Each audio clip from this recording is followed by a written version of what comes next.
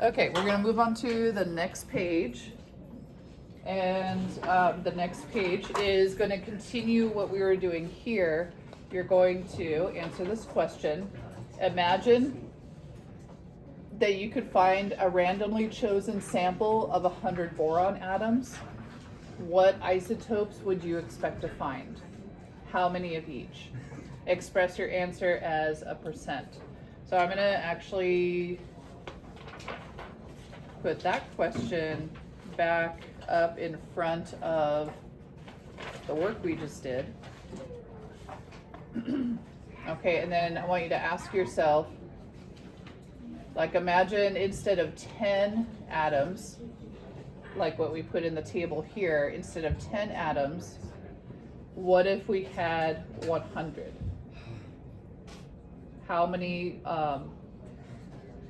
What isotopes would you expect to find?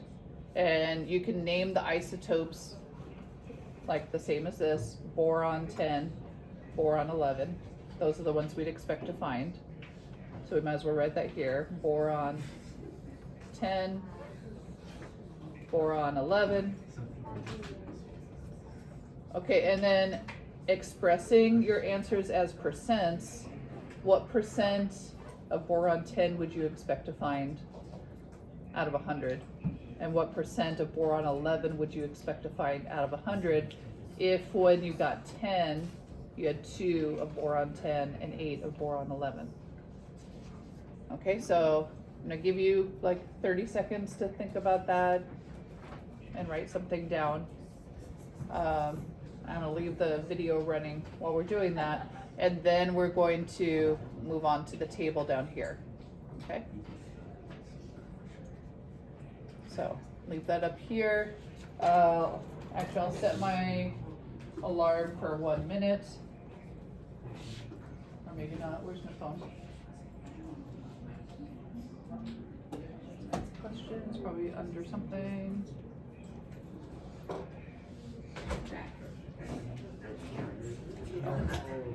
Where's my phone? It's taking the video. Okay, about 45 more seconds and then we'll move on.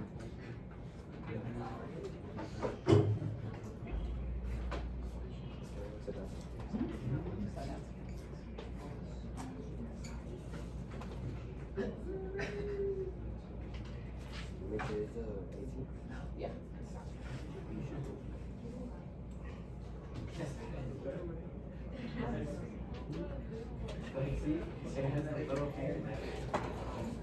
Okay, we're moving on in about 10 seconds.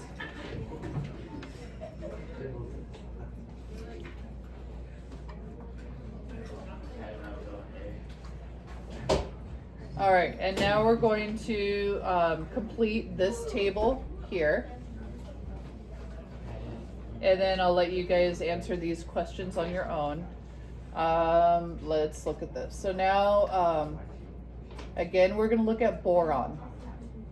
And they want us, actually for boron, chlorine, lithium, and vanadium, we want to know the atomic number, the average atomic mass, the number of protons, the number of electrons, and then the possible number of neutrons. Okay, so how do we do this? So first of all, we look up boron. Here's boron. The chemical symbol is the letter or letters in the middle. We already put B here. The atomic number is the whole number, so we're going to put that here. The average atomic mass, that's a terrible 5. The average atomic mass is the number that has a decimal, 10.81. So we'll write that here. The number of protons and the number of electrons is the atomic number. So both of those. So whatever number you write here, you're going to write here and here.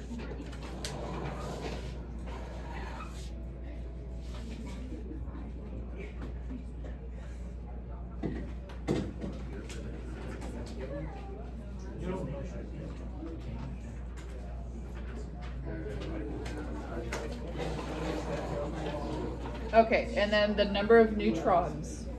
Shh, listen, this is a little bit trickier. Shh. This is a little bit trickier. So the possible number of neutrons, we have a couple of choices. It could be, I'm gonna scoot this down. So this, it could be equal to the protons. Okay, or it could be the atomic mass rounded up minus the protons. Okay, so that's one way to do it. Or it could be equal to the protons or in between. Okay, so that's kind of a lot. All right, but that's where they get the number of 5 or 6. Because if we take 10.81 and we round it up to 11, what's 11 minus the number of protons? That's 6. Or it could be equal to the number of protons. Okay, or in between. But it has to be a whole number, so that's where they get 5 or 6. So let's do chlorine together. Okay, so again, chlorine, let's get over here. Chlorine is down the second row in group 17. And we need to know the symbol. It's Cl. It's always a capital letter and then a lowercase letter. The atomic number is the whole number, that's 17. The atomic mass is the number with the decimal, that's 35.45. The number of protons is the atomic number, so that's 17, also the number of electrons. So now the possible number of neutrons, we're going to round this number up and then subtract the protons. I thought I had some paper here. Oh, let's take this paper.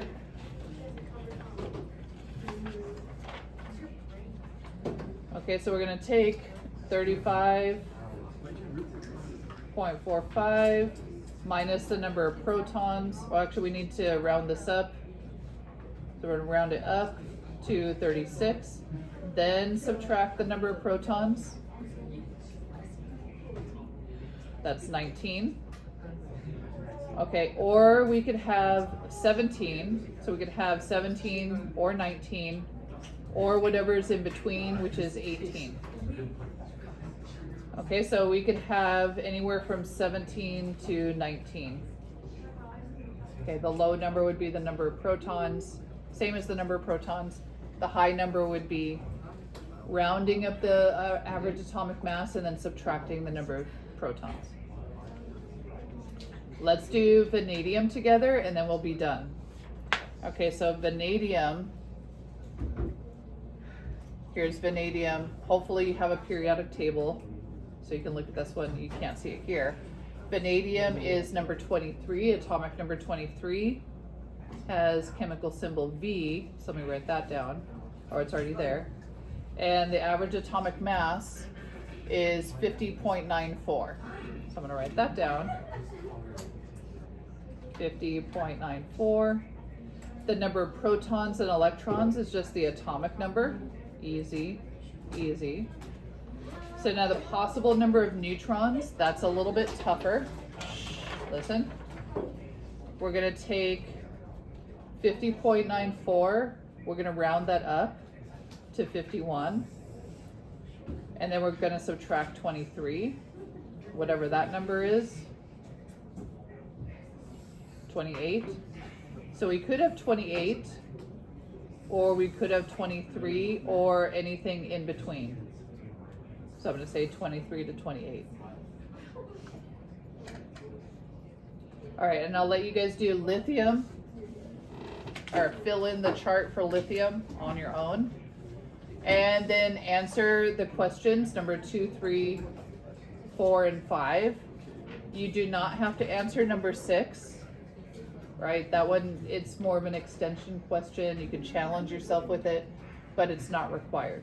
Okay, so answer number 2, 3, 4, and 5 by tomorrow. And then tomorrow we are going to